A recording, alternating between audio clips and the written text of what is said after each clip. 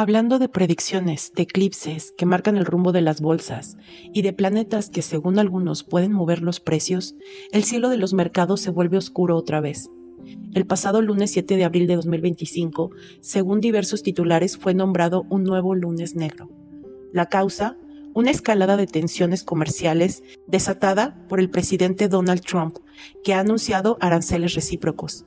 10% para la mayoría de los países, 20% para la Unión Europea y un 34% para China. Como era de esperarse, los mercados reaccionaron con pánico. El Dow Jones cayó casi un 3%, el Nasdaq casi un 4% y el S&P 500 bajó más de un 3%. Asia se llevó la peor parte con caídas históricas. La bolsa de Hong Kong se desplomó más de un 13% y Taiwán vivió su mayor pérdida diaria en la historia. Y es aquí donde el vínculo con la astrología financiera se vuelve fascinante, porque en momentos como estos de incertidumbre, miedo y volatilidad, el análisis técnico busca patrones en los gráficos, mientras que la astrología financiera mira al cielo en busca de señales. En estos puntos críticos donde resurgen figuras como Henry Weingarten, quien años atrás predijo con acierto la caída del mercado en agosto del 2007, basándose en un eclipse y en otras configuraciones planetarias. ¿Y hoy? ¿Qué diría la astrología financiera del panorama actual? ¿Hay una conjunción que explique este lunes negro? ¿Un tránsito que advierta una ruptura global? ¿Estaban los ciclos planetarios alineados para una guerra comercial? No podemos negar el deseo de prever, de entender, de anticipar el colapso. Está más vivo que nunca. Y tanto el técnico que traza líneas en un gráfico como el astrólogo que calcula los aspectos de Saturno están tratando de hacer lo mismo, ponerle orden al caos. Y mientras algunos siguen buscando respuestas en los algoritmos, otros escanean el zodiaco. Porque cuando el mercado se hunde, todos, de una forma u otra, miramos al cielo. Y ahora, como si el cielo mismo quisiera dejar su huella en este lunes negro, hay un detalle que no podemos pasar por alto. El 7 de abril de 2025, Mercurio dejó de estar retrógrado en Piscis. Se supone que esto significa un cambio sutil pero poderoso. Mercurio, el planeta de la comunicación, de las ideas, del comercio, de las decisiones, vuelve a avanzar, y lo hace desde Piscis, signo de intuición, de lo invisible, de las corrientes profundas. Y justo hoy forma un sextil con Urano, que está en Tauro. ¿Y qué significa esto? Urano, el gran disruptor, el innovador, el que trae sorpresas, está en Tauro, el signo de la materia, de lo estable, de lo financiero, una combinación que no pasa desapercibida para la astrología financiera. El sextil está en ángulo armónico, sugiere una apertura repentina, una oportunidad, un cambio, una chispa de genialidad en medio del caos.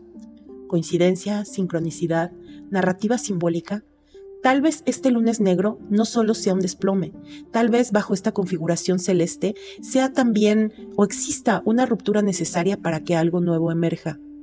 Mercurio avanzando, Urano sacudiendo la estructura, el mercado reaccionando. Todo ocurre en capas, visibles e invisibles. Porque como vimos hoy, los astros pueden no determinar, pero sí resonar. Y a veces, cuando la tierra tiembla, también el cielo habla. Pero quiero adentrarme aún más. Quiero explorar algo relacionado con la astrología financiera, una doctrina que busca conectar los movimientos de los astros con los mercados de valores. ¿Puede la posición de Saturno o un eclipse lunar influir en el precio del oro o en el comportamiento de Wall Street?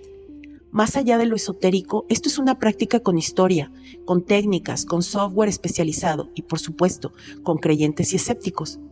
Esta corriente parte de una idea básica, que los fenómenos astrales influyen en el temperamento humano y por ende en las decisiones financieras. Se analizan ciclos planetarios, tránsitos, conjunciones y aspectos como si fueran indicadores económicos. Incluso se elaboran cartas natales, no solo para personas, sino para empresas, monedas y bolsas. Repasemos un poco figuras históricas como Evangeline Adams, pionera en la astrología bursátil, y el mito de que J.P. Morgan usaba astrólogos. También abordemos predicciones fallidas, aciertos dudosos y los límites de estas creencias. Un texto titulado La doctrina de la astrología financiera, creencias, prácticas y evidencia, del autor Ricardo Fornero, señala que los estudios más rigurosos no han logrado demostrar que la astrología tenga validez predictiva en el mercado. Sin embargo, sí parece tener un efecto psicológico y simbólico real en quienes creen en ella, ofreciendo sensación de control, significado y orientación. La astrología y las finanzas tienen algo en común. Se alimentan de una necesidad profundamente humana, la de encontrar patrones y sentido en el caos. ¿La astrología financiera será una herramienta más? ¿Una narrativa para tiempos inciertos? ¿O un espejo de nuestras ansiedades y deseos de control? Ahora vamos con una parte fascinante, el simbolismo económico de algunos cuerpos celestes.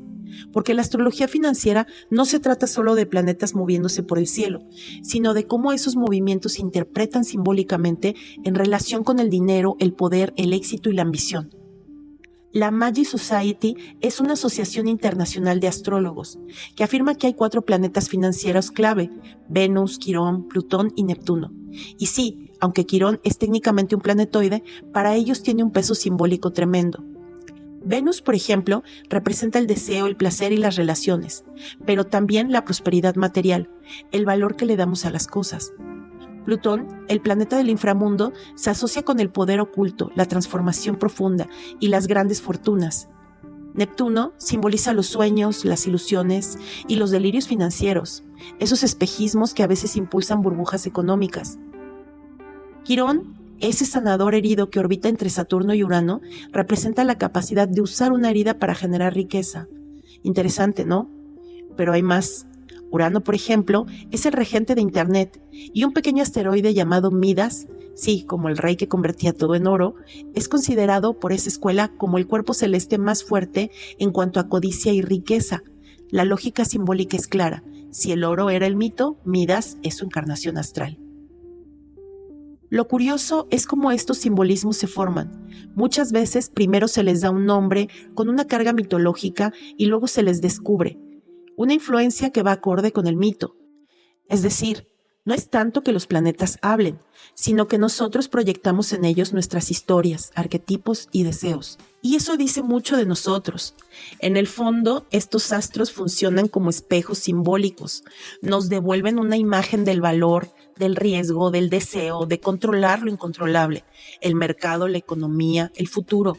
La astrología financiera no solo busca patrones en los astros, sino también en la psique colectiva. Es una especie de alquimia moderna, donde el cielo no solo predice, sino que significa.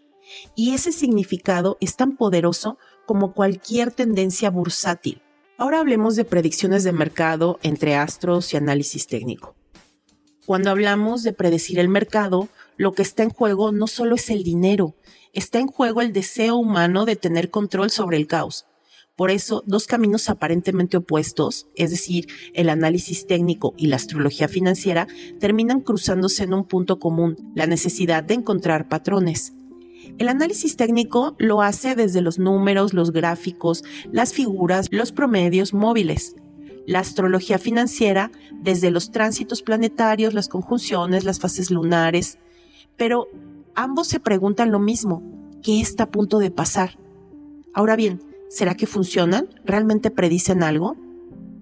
Pues bueno, para esto creo que es necesario poner un ejemplo real. En abril de 2023, Henry Weingarten, un conocido astrólogo financiero y director de Astrologers Fund, lanzó una predicción fuerte. Habrá una gran caída en el mercado en los próximos 30 días. Se basaba en un eclipse solar y en otros factores cósmicos que, según él, creaban un clima negativo. ¿Qué fue lo que pasó? Nada. El mercado no cayó. El S&P 500 se mantuvo en un movimiento lateral y de hecho empezó a subir a finales de mayo. La predicción quedó en el aire. Pero Weingarten no siempre se equivoca. En 2007 dijo que el 28 de agosto habría una gran caída del mercado, también basada en un eclipse y otras convergencias astrales. Esta fecha marcó el inicio de un derrumbe bursátil que terminaría convirtiéndose en la crisis financiera global del 2008. Un acierto que para algunos fue pura intuición, pero para otros una prueba de que los astros sí influyen. El problema, claro, es que una predicción acertada no valida toda la doctrina, igual que una errada no la refuta por completo. Lo que vemos aquí es otra cosa, cómo la interpretación del cielo o del gráfico se convierte en una herramienta para tomar decisiones. Ambos sistemas tienen un margen enorme de ambigüedad.